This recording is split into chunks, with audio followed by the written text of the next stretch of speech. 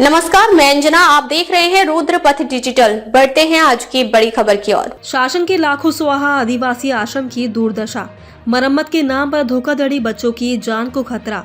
सरकारी दावों और जमीनी हकीकत के बीच की खाई एक बार फिर सामने आ गई है। आदिम जाति कल्याण विभाग द्वारा संचालित 100 सीटर शासकीय बालक आश्रम जाम गांव की हालत इशारा करती है कि सरकारी योजनाओं का लाभ वास्तव में किस तरह और कहां पहुंच रहा है।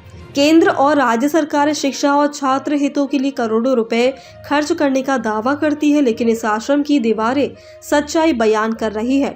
भवन की मरम्मत और उन्नयन के लिए स्वीकृत लगभग 20 लाख रुपए में से 15 लाख रुपए खर्च हो चुके हैं, लेकिन कार्य की गुणवत्ता देखकर हैरानी होती है।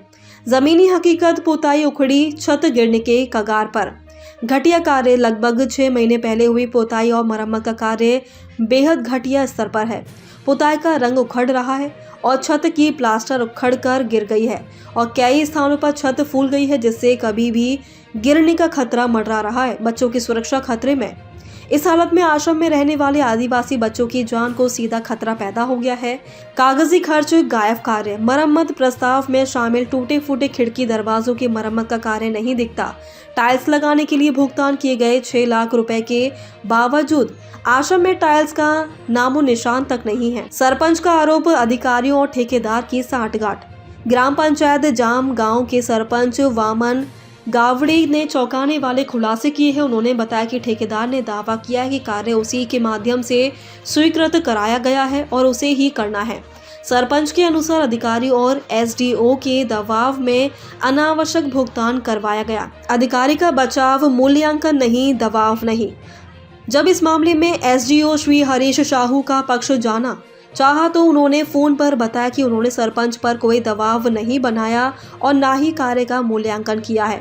भुगतान की जानकारी सीईओ से ली जा सकती है। सवाल बड़ा, जवाब मांगती जनता।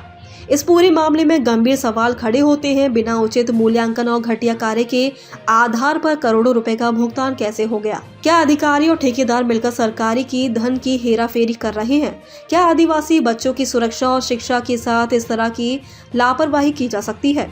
जनता की निगाहें अब उच्च अधिकारियों पर टिकी हैं। क्या वे इस मामले में दोषी अधिकारियों और ठेकेदार के खिलाफ सख्त कार्रवाई करेंगे या फिर सब कुछ यूं ही चलता रहेगा?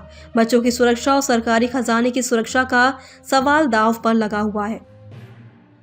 दैनिक रुद्रपथ अब डिजिटल प्लेटफॉर्म पर भी। खबरों में अब तक के लिए इतना ही। फिर होगी आपसे मुलाकात, तब तक के लिए नमस्कार। देखते रहिए रुद्रपथ डिजिटल। ऐसी लेटेस्ट अपडेट पाने के लिए हमारे चैनल को लाइक करें। अगर आप हमें फेसबुक, ट्विटर, इंस्टा के माध्यम से देख रहे हैं तो हमारे चैनल को फॉलो, कमेंट करना ना भूलें। धन्यवाद।